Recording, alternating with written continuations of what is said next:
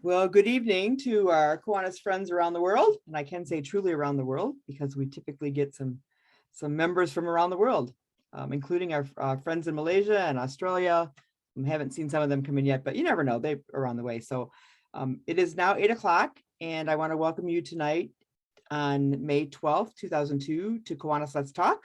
And as many of you know, each Thursday night at 8 p.m. we get together and have a presentation or a speaker. And today we're very honored to have with us the candidates for the candidates for Kiwanis International Trustee, who will spend the next 45 minutes to an hour with us, talking about answering some questions and talking about their goals as a candidate, seeking your support for the Kiwanis International Board at the Kiwanis International Convention in Indianapolis in June, not very far away.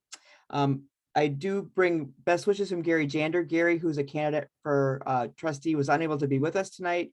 He informed us that when we first set the dates for this, that he had a prior commitment that he was unable to change. So I encourage you to look at his information on the Kiwanis International website and on Facebook. And his campaign manager, Timothy Cumming, is with us tonight. And if you have any questions, you're welcome. If you're in the chat, you can put those in there and he can get them to Gary. As well as you can reach out to Gary yourself. So we will, as I said, we're recording this. We'll put it on the Michigan District of Kiwanis YouTube page, and we will also put it on our Facebook pages. And you're welcome to share this information along the way. So my name is Sue Peterson, and I'm from the Michigan District of Kiwanis. And we have been doing these events for 3 years. So regardless of the fact that we are we're still in pandemic mode, but many of us are working hybrid, both virtually and in our offices. And I think, Paul, many of us are at home, it looks like. I'm thinking some may be in their offices, but what is office, right? Anymore? Could be home. So I'm very pleased to have with us tonight past International President Paul Palazzolo. And Paul was president from 2009, 2010. And he has a little bit of experience doing this. We used him last year and the year before. So now we just bring him back. He becomes that, token that I have, like, okay, Paul's coming back. We're great. We can do this. So it's like Bob Hope hosting the Oscars. Exactly. So, you can throw all those in. Those of you that know Paul will, continue to ask those questions. So Paul will lead us through all the questions, but the way we're going to start out this morning, okay, see, I've already done it. This evening is that I'm going to give every candidate up to 3 minutes to introduce themselves. If they get done early, that's fine. If we get done with questions, we'll be up to 2 minutes to answer each question. We'll continue to rotate around the room. Between Paul and I, we'll keep track of that, and we will move forward. If you have questions for any of the candidates, just put them in the chat or on Facebook Live. We will at least get the questions to the candidates. We probably won't have time to answer them tonight. So we will start out with, let's see here, Alan Guire. We're going to go alphabetical. Thank you, past President Sue. It's a pleasure to be with all of you tonight. I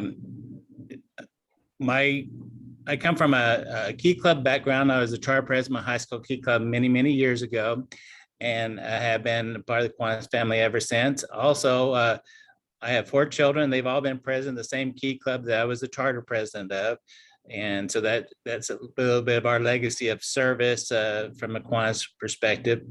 I truly believe in the GPS principle, the growth, power, service principle, especially coming from a servant leadership background, which I hold near and dear to my heart.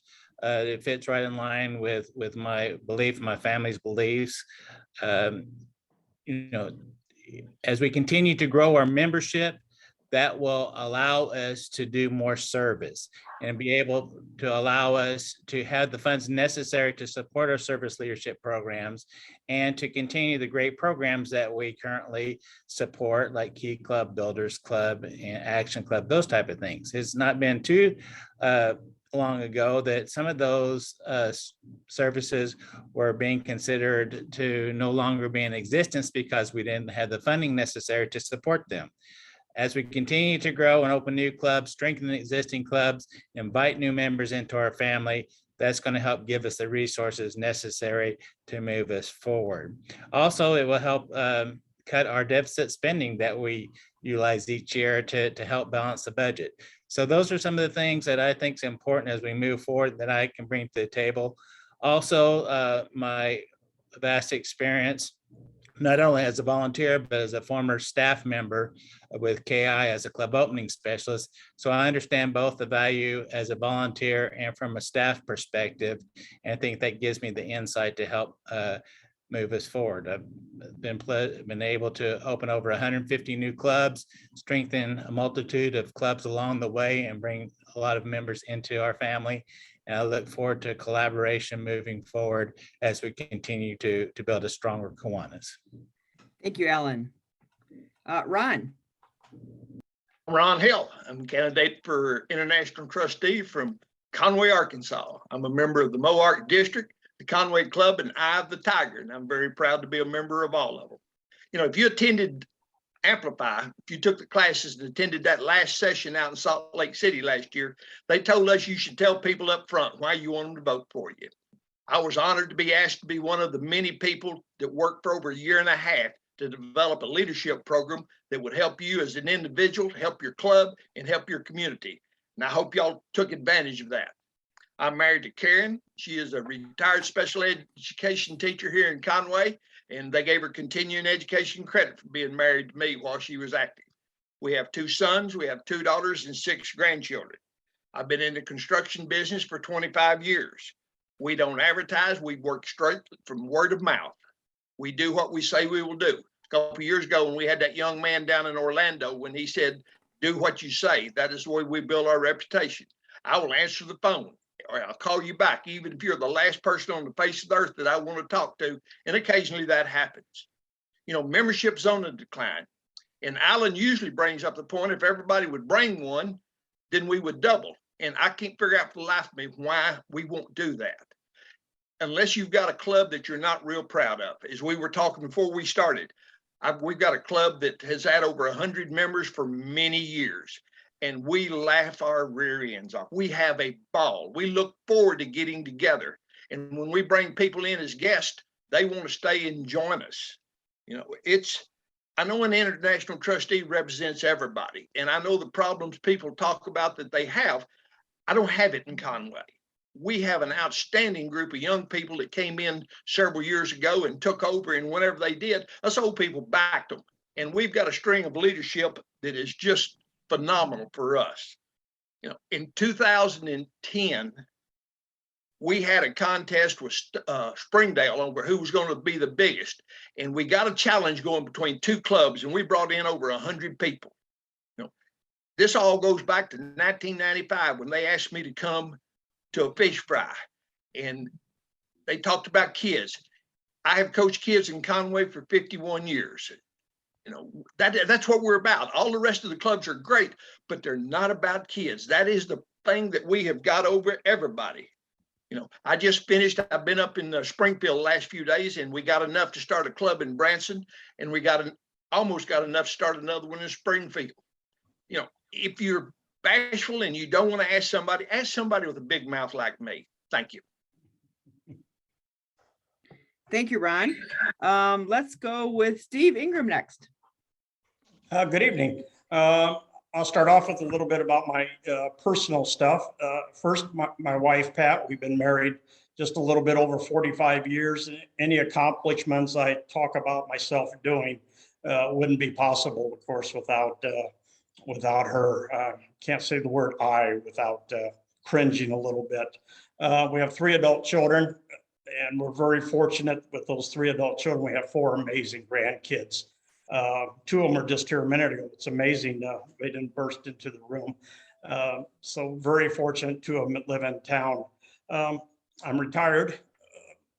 We own a commercial industrial real estate appraisal company in Northern Indiana. My son and his wife took over that company.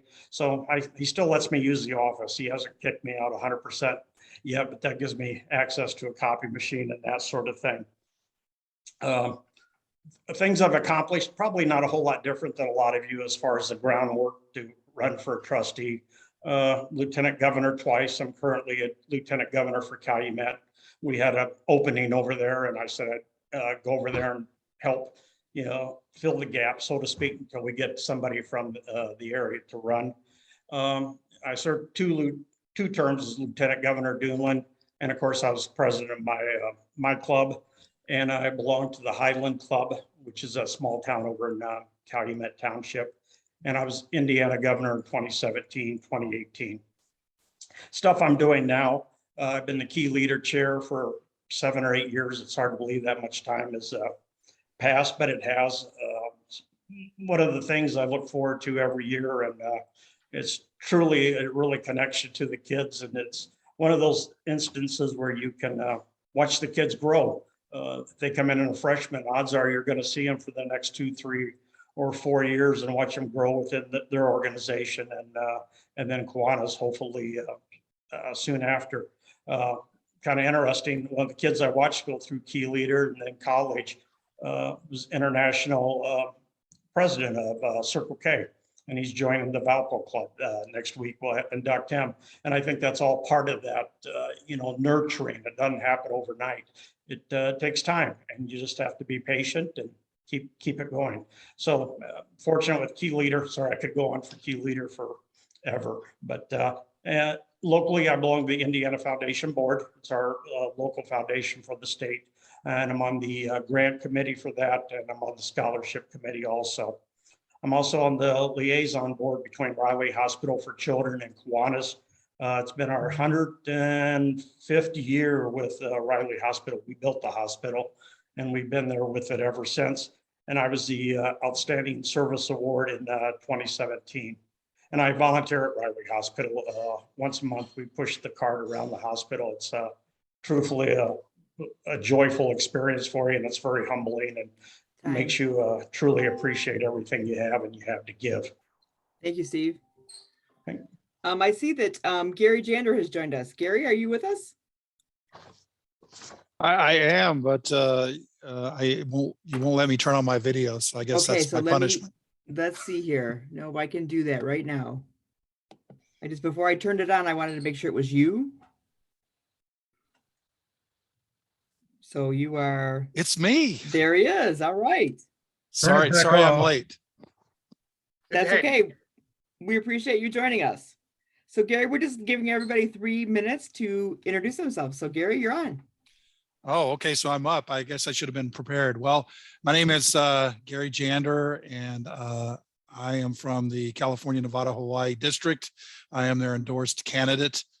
I'm running for international trustee because I feel like I have the time and the talent and the treasure that I need to give back to our organization.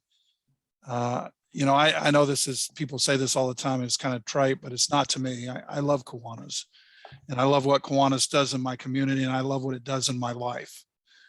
Having worked through Key Leader for some 20-something camps, 25 camps over the last few years, I was sitting in one of those camps one time, and I said, you know what, I'm asking these kids to step out and lead.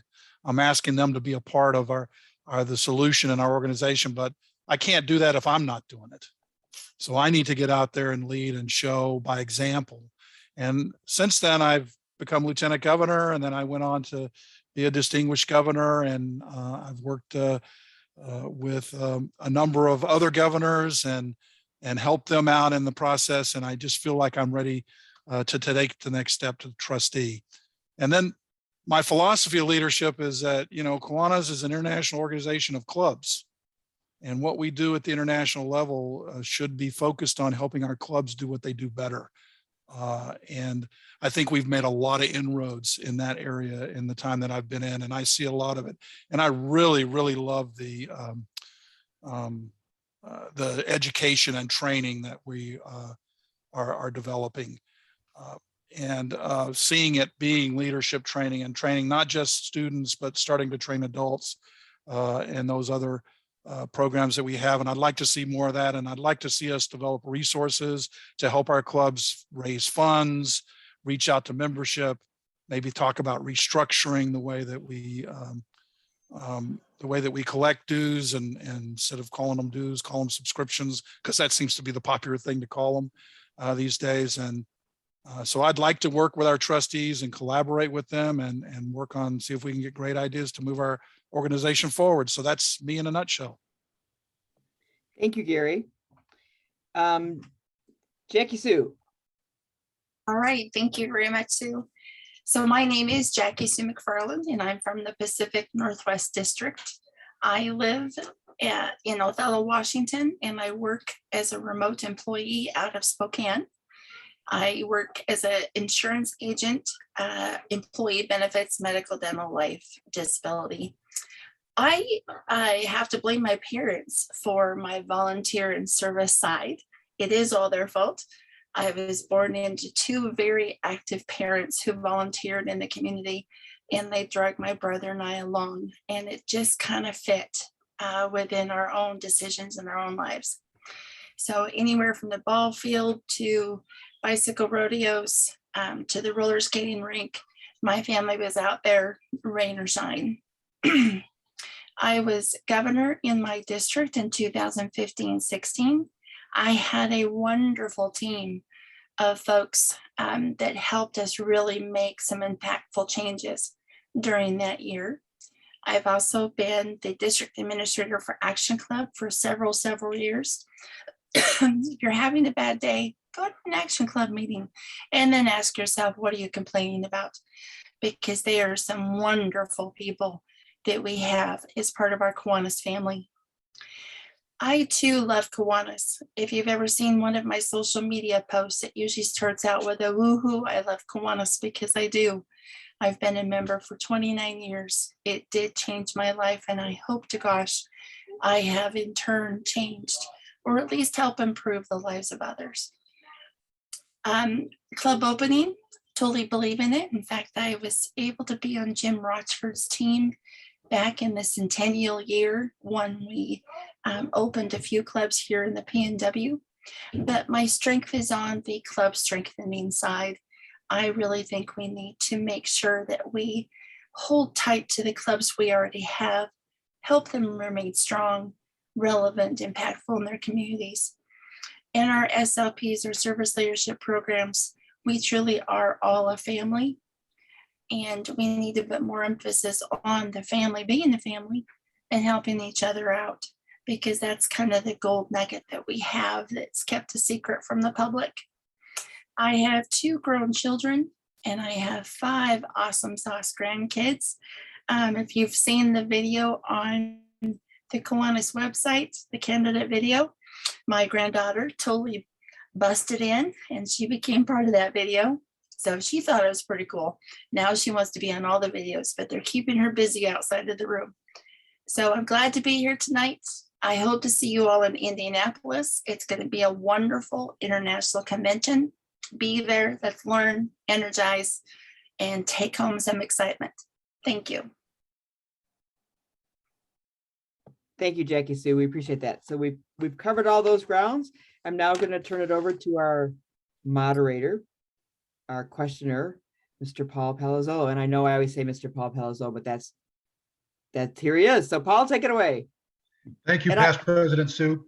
And for a little bit of context for tonight's audience and future audiences that might watch this on Facebook or YouTube shortly later, what we have here tonight, ladies and gentlemen, are 5 candidates from the United States and Pacific Canada competing for 3 seats on the Kiwanis International Board. And let me start by putting, and if you've watched last year's video, you kind of heard me do a little context, and I'd like to do that again. Let me put this into context, what I learned while serving for 7 years on the Kiwanis International Board. The main reason, ladies and gentlemen, here tonight and watching in the future, the main reason for the existence of this leadership structure is to help Kiwanis clubs to be the best that they can be and to be resources for Kiwanis club leaders around the world to provide the best possible Kiwanis club experience for the member. In essence, to help Kiwanis club leaders be prepared to provide value for their members. So with that in mind, I believe that the role of Kiwanis International Trustee has 2 basic functions. The first one is around the board table in Indianapolis, Indiana, determining the big picture of policy and guidelines for the organization. The second basic function, which I believe is the more important of the 2, is as a counselor to districts, almost like as a physician for a team of other Kiwanis leaders to, again, to help club leaders be the best that they can possibly be, and provide the best possible club experience for the member. That's why I believe this structure exists. And that's why I hope that each of you that are planning to serve on the Kiwanis International Board will keep that in mind tonight. And hopefully, if you're successful, as you continue to serve the next 3 years as a Kiwanis International Trustee. So let's start with some questions based on that context. Kiwanis International has roughly 200,000 members, and there's roughly 200,000 different opinions on where we are in terms of rising out of the depths of the COVID scenario. As a potential counselor, coach of district and club leaders, almost as a physician, and I don't mean that in a humorous way, or the analogy is kind of coincidental, because I believe that as international club leaders and district club leaders, we are physicians to help clubs be the best they can be. As a potential counselor in Kiwanis to other club leaders, do you have any experiences or directions you can give and use to help clubs really begin to regenerate and strengthen post-COVID? Ron, since we started with Alan Geyer alphabetically, we'll begin this question with you. All right, thank you. The year that I was president, as I told you, we got into a contest with Springdale to see who could get the most members. And what we did is we got engaged people, got them excited about having a good time, about going out and inviting somebody to come. The product that we have in kids is phenomenal. And if we don't start going out and asking people to come to our meetings, if our meetings aren't fun, then why would anybody want to join us? You know, the structure that we have is phenomenal. We have excellent leadership up at the top, but we need to get down to where the person that is in Eudora, Arkansas, where they only got 5 members, that they know that we exist and they know they've got the help from above that the people in Indianapolis do. You know, this is an opportunity to get out and talk to people. You know, this Zoom is getting us a lot of contact with a lot of people, but if we don't, as leaders, get people excited about going and doing something and inviting people to come, then we don't have much of a chest. She showed me 1 minute, so I'm going to do a quick one that has nothing to do with this question. Paul, back in, you were leading a class in Orlando many years ago, and you've got the little bag that you can pull something out of if you get the question right. I palmed a $100 bill. When I got the question right, I reached in, pulled out the $100 bill and said, "Wow," and jumped up and run off. You made us have fun. Thank you. And I do recall that, Ron. That was that was fun. That's what it's about too. Service and fun. Excellent. Steve, as a potential counselor, coach of district and club leaders, do you have any experiences or direction you can use to help clubs really begin to regenerate and strengthen post-pandemic? Paul, I'm still thinking about you sending me a $100 check. That's kind of got me piqued my interest here. I'm fortunate I belong to 2 clubs. One's a relatively small club of 20 members or so that actually sponsors 6 SLPs. And then I belong to the large club, and will be the 5th largest club in the world here in just a few weeks with 205 members. So I have this broad spectrum of what it takes to make clubs work. And it's not just one easy fix. I think it's kind of going back to your doctor analogy. It's kind of having the doctor's bag full of tools, doctor's bag full of medicine. You know, not everything works for every club, every district. You know, they may just need tweaking in certain areas. You know, and I agree with Ron. That club experience is so important. I've been to so many club meetings where you walk out of there and say, "I'm never coming back," you know, if I was a potential member. And that's unfortunate, because Kiwanis has so much to give. And when I was a governor of the state, I was fortunate to have Peter Mancuso as our trustee. It's not an endorsement or anything, but I kind of got my, you know, your urge to, you know, emulate Peter, and he was such a good mentor, and that and helped fuel, I think, my desire to, you know, help our districts and help our governors in the years to come. Thank you, Steve. Gary, as a potential counselor and coach of district and club leaders, do you have any experiences or direction you can use to help clubs really begin to regenerate and strengthen post-pandemic? Thank you, Paul. I'll take $100 too when you send that in. But anyway, yeah, I mean, before the pandemic, one of the things that we were doing in our club is we had a service project at every meeting, and that was bringing people in. And then suddenly COVID hit and we found ourselves on Zoom, and although we pivoted to that quickly, we were having some difficulty figuring out how to keep that service concept going within our club, and we figured it out. And then we figured out we could expand that to other clubs, and we started having interclubs with Kiwanis clubs all over the country, and started interconnecting and getting ideas on how to do things. And then we figured out fundraisers we could do online, and during that whole pandemic period. But then when they reopened it, we all wanted to get back together. And we started to come back together, and we did hybrid, and we figured out how to make hybrid work. So we have members coming to our meeting that never came to our meeting before, and are still coming to our meeting online. So we do that for them. But we also meet in person, and we've reincorporated those individual service projects, but we've also added another element. Now we're challenging other clubs to come to us and have these fun little competitions, Family Feud, those kind of things that bring our members together. And while we're there, we do service. So that's the kind of thing that Kiwanians do. I mean, we're smart, we're intelligent, we figure things out, and you just have to move forward and have a good time at your meeting. Find a reason for people to be there. Thank you, Gary. Jackie Sue, as a potential counselor, coach of district club leaders, you have any experiences or direction you can use to help clubs really begin to regenerate and climb out of the post-pandemic? So I am very thankful to have been on our district membership team for the last few years. And one thing that I truly believe in is getting back to the basics. Kiwanis International has provided us with so many tools that really do work if they're given a chance. One of those tools, of course, is the membership satisfaction survey. I believe that before our clubs grow or work to bring in new members, they need to make sure that their club is member ready. And what I mean by that is, imagine, it's already been said tonight, imagine inviting a 26-year-old child to your club meeting. What are they going to think? You need to make sure the club is member ready. And one of the things you can do is to survey your club members and make sure that they are happy being in Kiwanis. What touches their heart? What keeps them there? The second tool that I really love is rediscovering your community, because whatever our clubs were doing pre-pandemic for the community is probably no longer going to be relevant or impactful post-pandemic. So they need to use a tool like the Rediscovering Your Community ACE tool. Go out and talk to the community leaders, find out what the new need is and how the club can be relevant and impactful to help that community with post-pandemic struggles.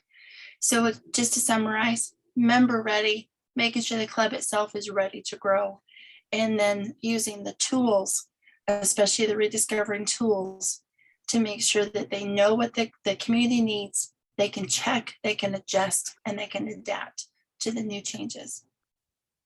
Thank you, Jackie Sue. Alan, as a potential counselor, do you have any experiences or direction you can use to help clubs really begin to climb out of the COVID coma? Thank you, Paul. I think one of the best things I can do is my purpose to inspire and encourage others. I think being a good communicator with the districts that I assigned to is essential, and that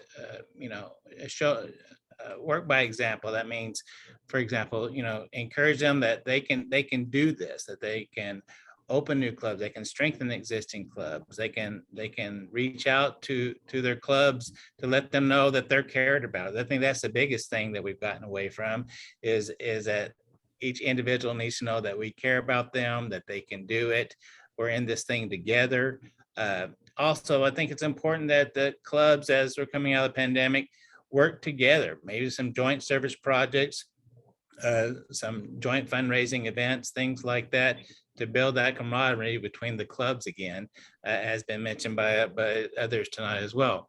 But I think that the key thing is that we communicate well with the clubs, the districts, be an encourager, go out and lead by example. I plan on going out and helping strengthen some of their existing clubs and opening clubs in areas that we determine is a good area, where there's an orphan key club or a community that doesn't have Kiwanis.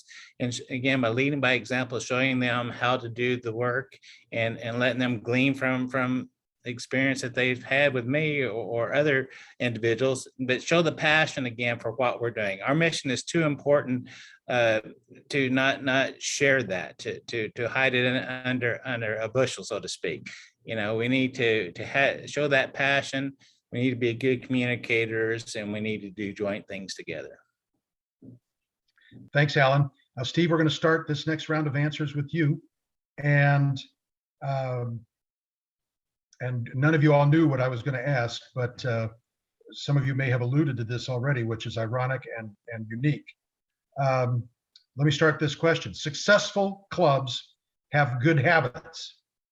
What strategies or experiences do you have to counsel Kiwanis club leaders to use tools like ACE, Achieving Club Excellence, and not just talking about it, but how, as a experienced Kiwanis club leader at a club and district level, how can you actually engage a club in the use and the benefit of the use of these tools? Steve?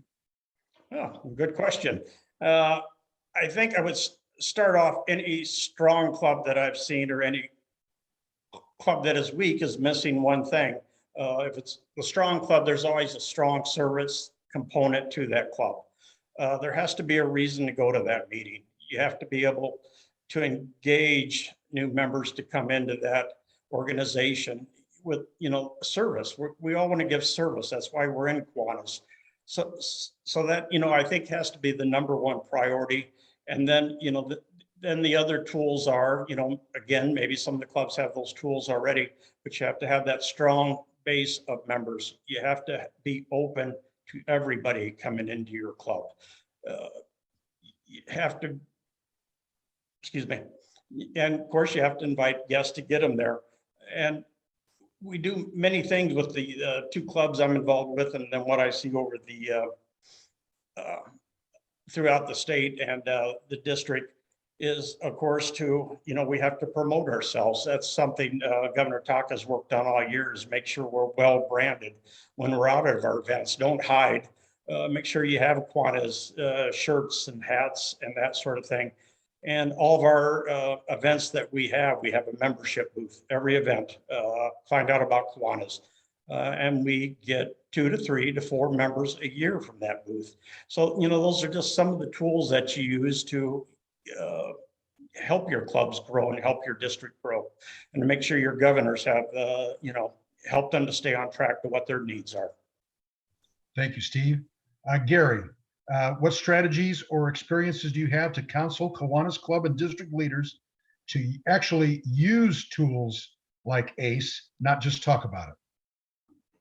Well, I know that we have a lot of great tools, and the club membership or the club survey for club members is extremely important, is one of them, and as well as the community resource surveys to figure out what's important in your community. And so I would encourage the clubs to look up and find out what those tools were. I guess, I kind of approach club counseling as a relationship. I sort of talk to the club members, the club leaders, try to figure out what it is that their issues are, what they want to work on, try to help them develop a plan, and then point them to the resources. Say, here are the resources, and here are the reasons why you want to use these resources. These are how these resources will help you. This is where you find them. This is where you download them. This is, if you have a problem or a question, this is who you call, and you can call me, and give them those resources, and then follow up with them and say, how is that going? Where do we need to make our adjustments? How do we need to re-strategize to help you achieve your goals? And to encourage them to say it will work. It has worked. It works in the past. These are well thought out goals. These are well thought out training courses. Go to CLE, learn these things, and bring them back to your club. Don't keep them to yourself. I think a lot of times we learn about these resources and then we just don't ever tell anybody about them. And it would really be great. So as a counselor, I would go out to the clubs, and I would go out to the districts and encourage them to look at the resources within the structure of a plan of what they want to accomplish. So they pick the right resources. Thank you, Gary. Jackie Sue, successful clubs have good habits. What strategies or experiences do you have to counsel Kiwanis Club leaders to actually use tools like ACE, Achieving Club Excellence? Thank you for repeating that. So one of the things we've done in the PNW is we've taken the membership satisfaction survey and turned it from a hard copy survey that you take with a pencil or a pen and put it on an actual software program to where all we need is to send out the link, the people fill it out on their computer, they ship it back to us. We get all the results, give back what we see in the data, and then give solutions or opportunities for improvement. So I look at being a counselor as like being a coach for a club. It can be done on the district level too. And a good coach is one that listens, evaluates, and helps the district determine their own answers and their own solutions. Because if we tell them what they need to do, it's not going to be as important or as impactful if they discover it on their own with our assistance. As far as the tools that we have, there are so many that I love. And another one is the community partnerships. I think the community partnership-based tool, it gets us out there in the community, makes the community know that Kiwanis is around, they're present. You know, could they partner? Could they underwrite a program? You know, could they do a corporate membership? And it gives us the opportunity to be visible. So tool-wise, we've got them. Let's use them. I'm really a firm believer in getting back to the basics. So counselor, club coach, to me is about the same thing. Thank you, Jackie Sue. Alan, what strategies or experiences do you have as an international trustee that you can use to counsel Kiwanis Club leaders to use tools like ACE, Achieving Club Excellence, not just talk about them? Well, again, I think it's important to show by examples, to actually go through a site survey and club analysis and things like that for those clubs that have an interest in wanting to get healthier and get stronger and get better. We have a great program right now, the 2 for 2 scenario, using those type of things that we're strategizing to help build our club stronger and utilize that. But I think one of the best things we can do is, again, show them by example. We share with the best practices that some of these strong clubs are doing, whether it's through community analysis or just sharing with some of the best practice that they're using that's helping them to achieve the success that they're having, whether it's joint service projects, having fun, which is a key component. But the main thing is sharing the passion of what we're doing. We need to regenerate the passion in these individuals and clubs so that we can continue to strengthen them. And the best thing to do is lead by example, be that positive cheerleader and work beside them. Let them know you're available to help support that or go through any of the different programs that we have and enlighten them that those programs do exist, they do work, and showing examples of how they do work and engage with them. Thanks, Alan. Ron Hill, what strategies or experiences do you have that as an international trustee, you can use to counsel club leaders to actually use the tools like ACE, Achieving Club Excellence? Well, Gary had the answer to it. You got to make sure they know that they're available. MOARC has approximately 4,500 people. I have coached for 51 years and I'm fairly decent at motivating, but I cannot call all 4,500 of them and get them all fired up. But we only have 26 lieutenant governors. You can go to the lieutenant governor's trainer and help the governors get good lieutenant governors and get them to the training and get the information in their hands, and then they can get them motivated. Then they have the ability to go back to their clubs and duplicate what you're doing. I think the key is getting the lieutenant governors stronger than they have been in the past. Thanks, Ron. Gary, this question round will begin with you. And I fully understand the great global nature of our organization. However, these are US and Pacific Canada trustee candidates voted on by only US and Pacific Canada delegates. So this question is kind of US centered for those who might be watching tonight and in the future. And since the Kiwanis International Board members and trustees are examples of leadership, who is your most admired and exampled United States president and why? That's an interesting question. I have several, but I would have to say the number one person in that position is Ronald Reagan. And the reason why is because Ronald Reagan was coming into his stride as candidate for president when I was coming of the age of voting.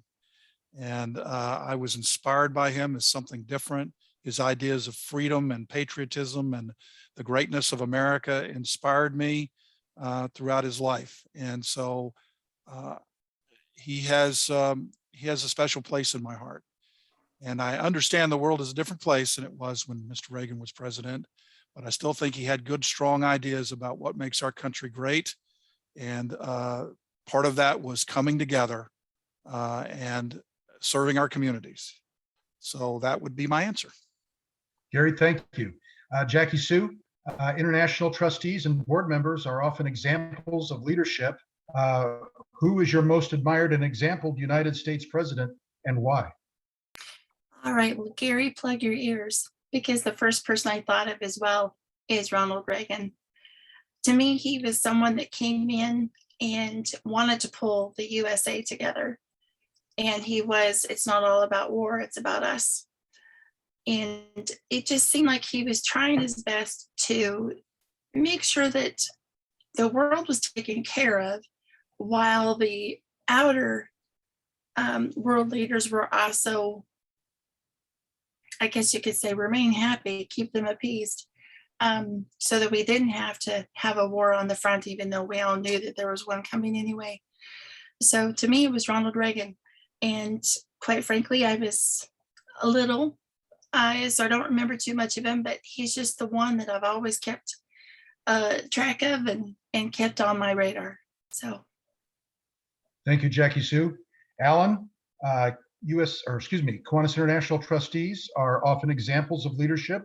Who's your most admired and exampled United States president and why? Well, I'm going to change mine a little bit. I have two actually that I'm going to share. The first is one. Got to pick one. Okay, well, I guess it would be Ronald Reagan then. That's because all that he had stood for, he was forward thinking. He seemed to have the best interests of society in mind with all the decisions that he made. He circled himself with people that were thinking the same as he did. He's a great patriot, and I think we need that type of example. He led by example. I think we need to continue to do the same. Thanks, Alan. Ron, international trustees are examples of leadership, very visible. Who's your most admired and exampled United States president and why? You were doing so good. Then you had to come up with this subject. I'm from Arkansas, and it's not Bill Clinton. It's actually Donald Trump. When Trump got elected, I got a phone call and said, we need some parking lots because we're fixing to start doing business. And for the last 6 years, my business is quadrupled. You know, Trump is a smarter arse, and I am too. But my mouth gets engaged before my brain gets engaged. But he doesn't get bullied, and I can't stand bullies. I like the fact that he goes out and does something and just doesn't talk about it.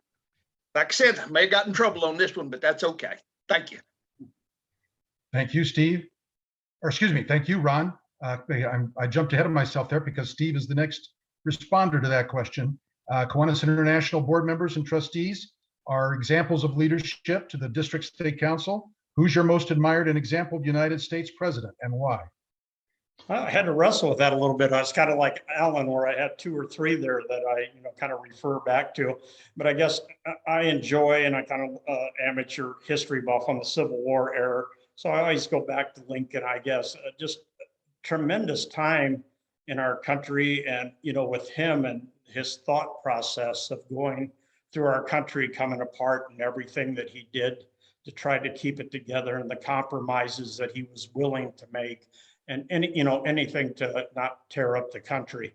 And it's just fascinating to read about him and watch his mind work on how his, how he developed his opinions and his thoughts. And, hopefully, and came to this conclusion and, kept our country together and freed half of our country. Just truly, truly amazing to me that Lincoln was there at the time and the place that he needed to be. Thank you, Steve. Thank you. Jackie Sue, this round of questions will begin with you. What success story can you, as an international trustee, tell Kiwanis audiences about your personal involvement supporting the Kiwanis family of clubs? So my personal involvement supporting the Kiwanis family of clubs, that's a tough one. Let's see. Well, supporting the Kiwanis family of clubs, I guess I have to roll back to the district administrator of Action Club. I'm so proud of all that they've accomplished. Our district only has 14 action clubs. Out of all the geographic miles that we have and the clubs that we have in our district, 14 just isn't enough. But of the 14, we've got some fabulous clubs that do amazing things. I guess I have to call upon Anacortes. Anacortes, their Kiwanis Club and their Action Club work together. They hold the contract for the e-cycle here in Washington State.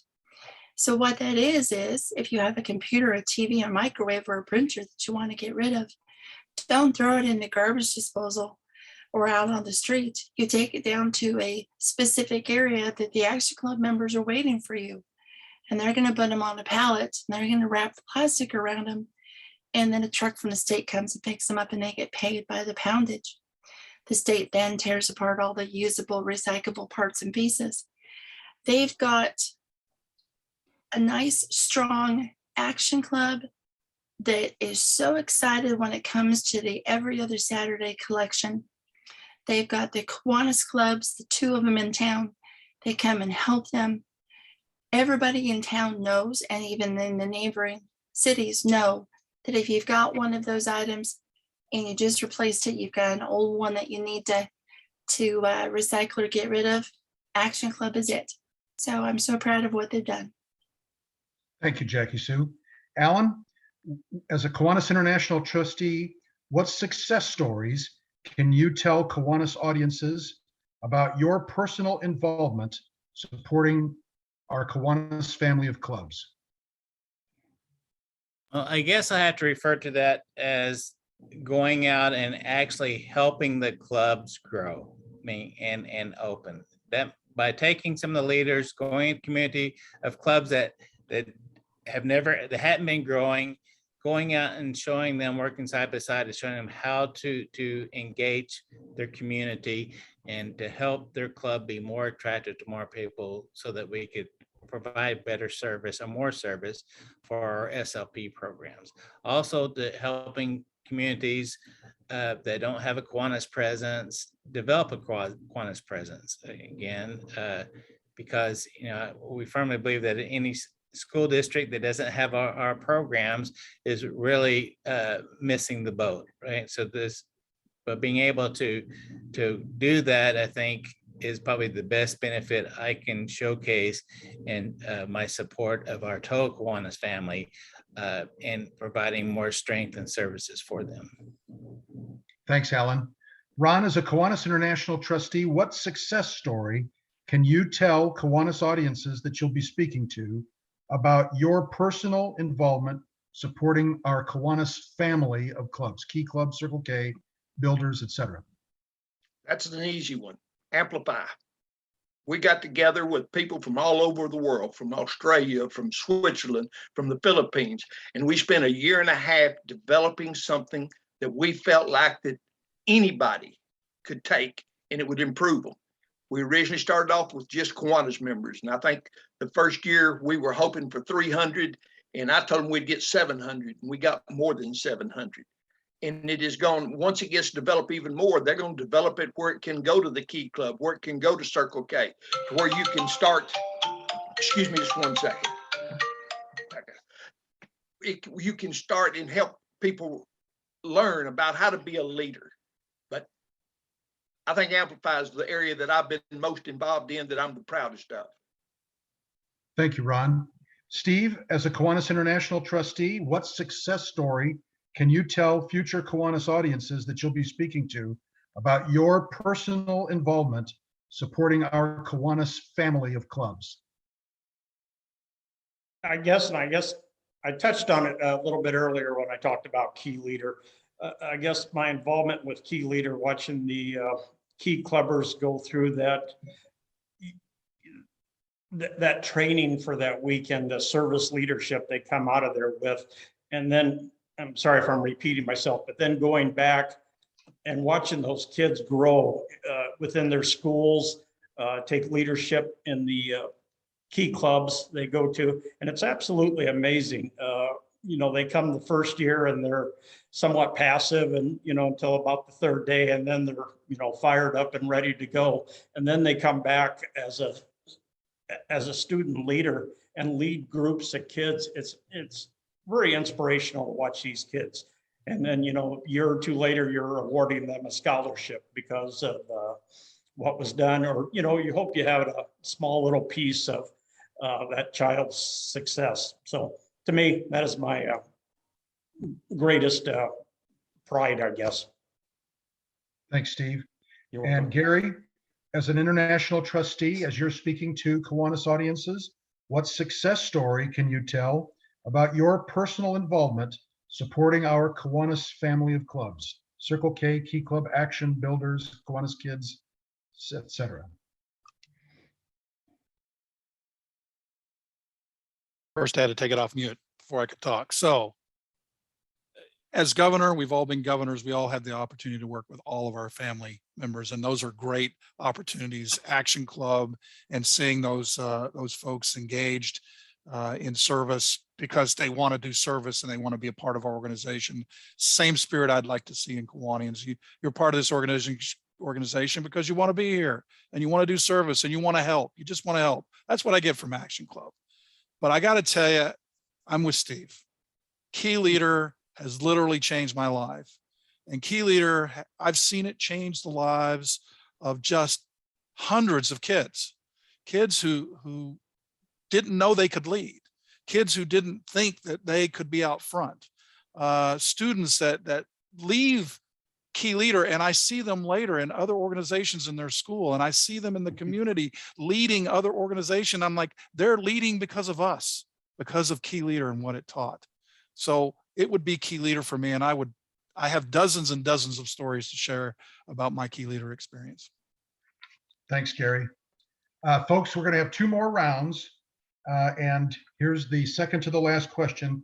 And it is an exact repeat of what I did last year with some of the candidates, but I believe that this issue is so important that I wanted to reiterate the question and hear your answers to it. And the question is this: declining awareness of the benefits of attending international and district conventions is very obvious. Declining awareness of the benefits of attending these events is very obvious. What strategies would you suggest around the board table that would increase the awareness of attendance benefits at international and district Kiwanis conventions? And we are starting with Alan. I think one of the key things is that we keep registration open and as long as we can, especially in if it's an Kiwanis International is the convention is being held at the home of our organization. Why would you not allow the registration to be left open as long as humanly possible? I think, again, like anything else, we didn't need to be encouragers of the great programs and the fellowship and the camaraderie that is in the educational component that's had at these venues. I think one of the biggest benefits we all get out of this, again, is coming together as a Kiwanis family, again, to share ideals and to catch up with what's going on, right? What's working and what's not working and those type of things. So I think I think the biggest thing is that we need to encourage the benefits of connecting together at these venues that otherwise we wouldn't be able to do. Thank you, Alan. Ron, what strategies around the Kiwanis International Board table would you suggest to increase the awareness of attendance benefits at Kiwanis International and district conventions? Your greatest ambassadors will be the people that came. You have to have something going on at each one of the conventions that gets people excited enough that they'll go back to their home club and say, man, you ain't gonna believe what we happened and how much fun we had. X number of years, I think it was in New Orleans, I got to be a sergeant at arms and absolutely loved it. And go back to the club and tell them how much fun I had doing things. At Las Vegas, they stuck me at a door and said, don't let anybody in that doesn't have a badge. Well, Polly Lott showed up and he ain't got a badge. I wouldn't let him in till he got one. I was enthused about being able to do something at the convention other than just walking around and looking and eating free candy.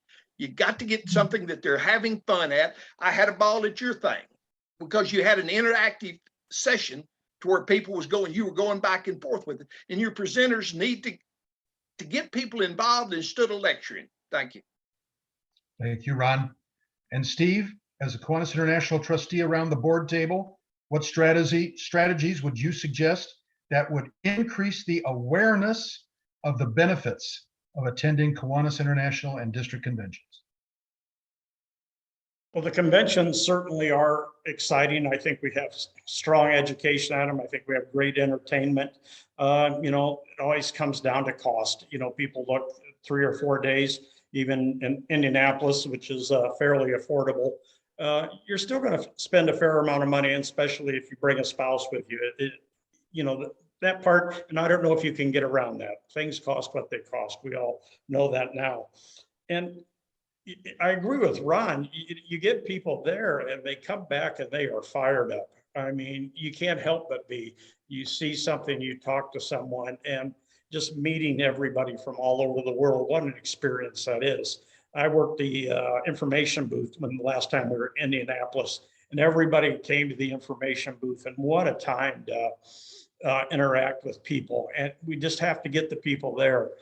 I remember once when I was governor, going around to the different clubs. I went to a club 60 miles from my home here and got talking, and the club didn't realize, and it was a fairly good club, that they were part of the Indiana district.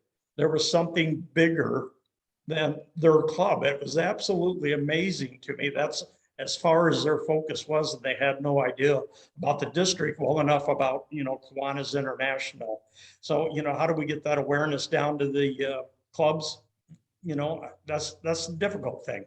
You know, again, and going back, I think Ron talked about strong lieutenant governors. I think the lieutenant governor training has slackened in recent years. And, you know, if you can get that out to them and get pushing the conventions early on, and I think it'll work. Thanks, Steve. Thank you. Gary, as a Kiwanis International trustee around the board table, what strategies would you suggest that would increase the awareness of the benefits of attending international and district conventions? Well, I'm going to focus on the awareness part of your question and say this: you get what you focus on and you get what you reward. And so if we start with the governor level and then into the lieutenant governor level and into the president level of giving talking points to these folks to constantly talk about the benefits of attendance at an international convention. All of us on this platform probably know what the benefits are. There's always going to be grousing about cost because some people can't afford it, and that's too bad.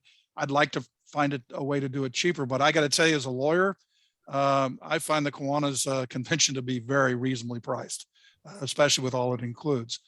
But people aren't going to be aware if you don't market to them and tell them. So developing some internal marketing pieces that go in and talk about the destination, talk about things that happen at the destination, you know, videos to send out internally for people to show and send on Facebook and that kind of thing. And, you know, and for our district convention last year, we weren't getting a lot of registration. So I got out my iPhone, I set it up. I went to restaurants. I said, here I am at the restaurant in San Diego down on the Bayfront. They've got this great menu. We're looking forward to seeing you at the convention on this date. Make sure you're there. Make sure you register. And I did about 15 or 20 of those.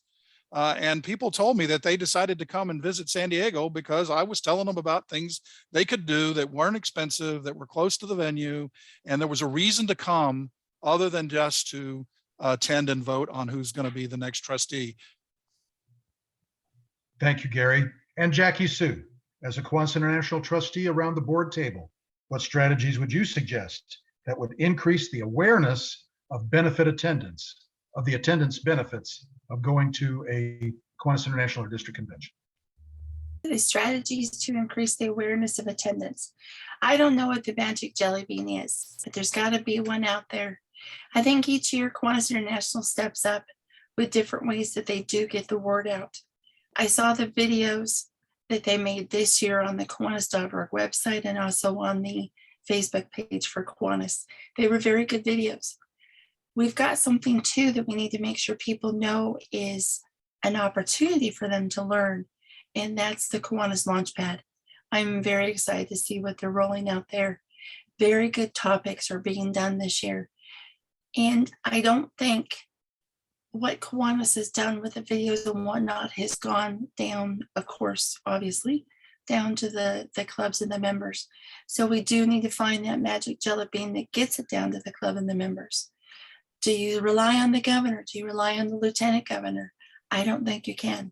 How much news or how many worthy topics do they already have to disseminate to their clubs and members? I've seen a lot of the marketing tools that have been sent to the homes, and those have piqued my interest, but that costs money. So how do you strategize for the awareness to increase people to come to the icon?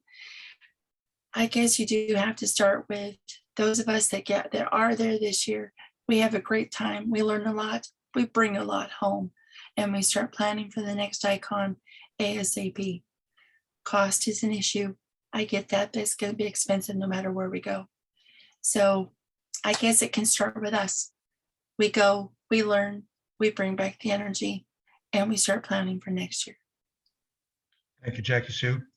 Final round, it'll be a lightning round. Hopefully you'll answer this question as quickly as you can.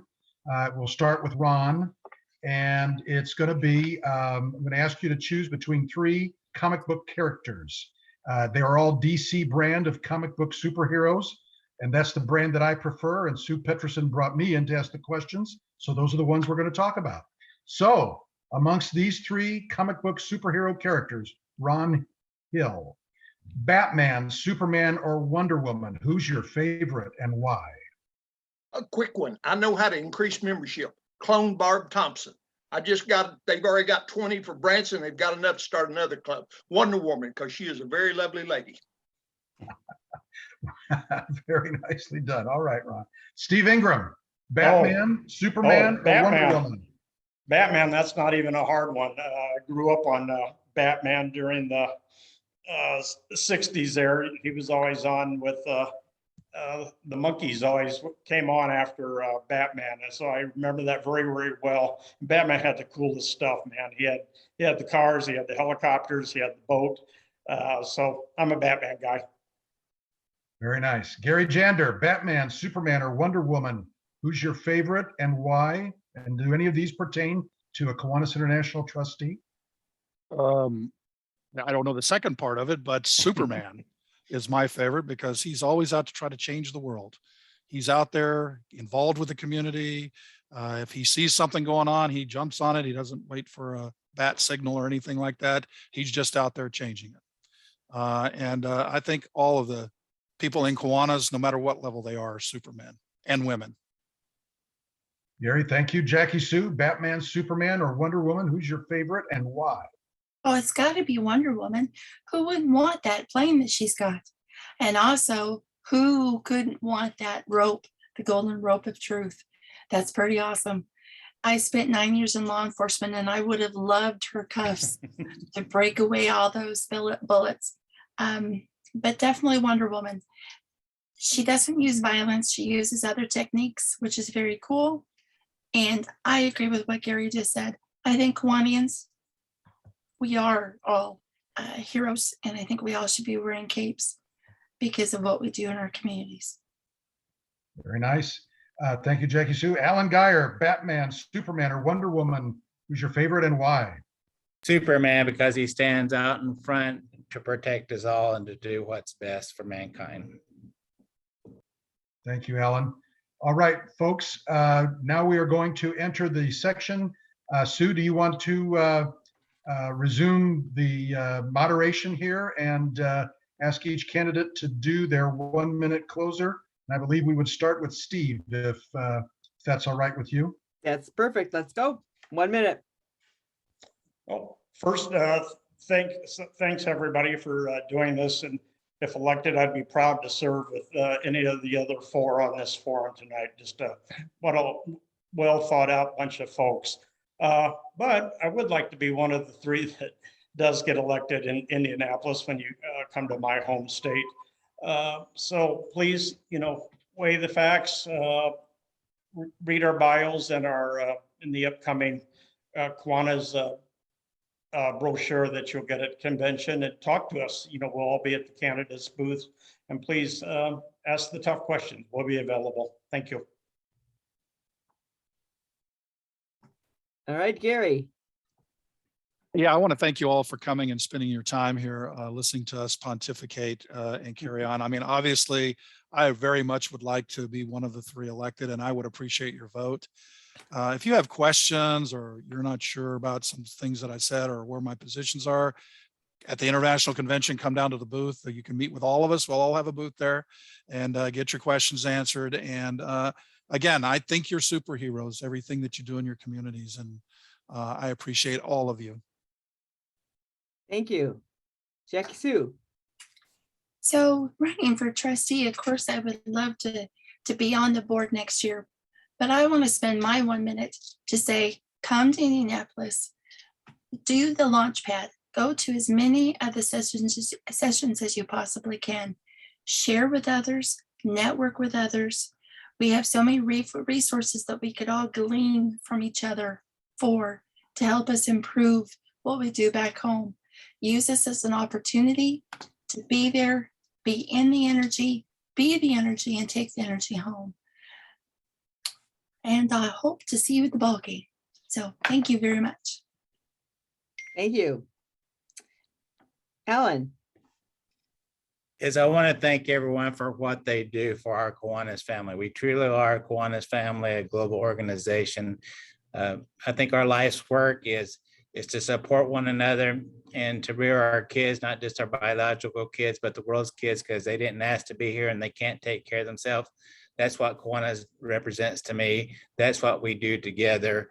I ask for your vote so that we can continue to build a better future for our kids. Our kids need us now more than ever before. Again, thank you for all that you do. Thank you, Alan. Ron. Well, first, I want to thank you for inviting me. A long time ago, a guy told me I needed to tell the truth because I wasn't smart enough to remember what I said. I am basically the guy that sits in the back of your room that has a truck. When you need somebody, I'm usually there. I can find somebody for whatever you need. I know the trustee is a very elevated position. I'm asking you to vote for me, and I honestly don't think you'll be disappointed. Thank you. Thank you, Ron. Paul, did you see there was one more question in the chat? I did People are not. looking for it. So one of our guests would like to ask, you would wish to ask the question Burger King and McDonald's. So see, people will remember from last year what you did. Well, that's cool, but That's good. we try to keep things fresh. I only did 1 repeat. That's right. That's right. So past President Paul, I want to thank you for being with us tonight. I want to thank all of our candidates and wish them good luck in their campaign. I think it's great that you have taken this opportunity to step forward and provide leadership for Kiwanis International. It's a great experience, and I know should you be successful on your venture, that you will enjoy it and know the opportunity that you have. Next week, we will host the candidates for Kiwanis International Vice President. So same time next week, Thursday, May 19th, 8 p.m. We will do the Vice President candidates. Past President Paul will join me on the stage again next week. We will do that. For those of you that are listening on Facebook Live, thank you for joining us tonight. As Hey, you know, Sue, yes. for one of the candidates' benefit, I don't want to say, but would you refer this as same bat time, same bat channel? Exactly. Same bad time, same bad channel. Very good. Very good. So we will, let's hope we don't ask that question next week. You're gonna have to come up with 3 new characters, I guess, So same bad time, same bad channel. For those of you that are on Facebook, this recording will, if you know how the Facebook works, the recording will actually go live or get recorded. It will be released on Facebook. For those of you that are not, we will be recorded. This has been recorded. We will release it on the Michigan District of Kiwanis YouTube page. And we will also post it on the Michigan District of Kiwanis Facebook page, and I will post it on my personal pages as well. So the information will get out there. I hope you share this information with your delegates in your district. And we will be happy to see you in Indianapolis, Indiana on June 8th, I believe it is. We're heading down there. So thank you very much for being with us. Thanks, Paul. Thanks to all of our candidates, and have a great evening. Good night. Thank you.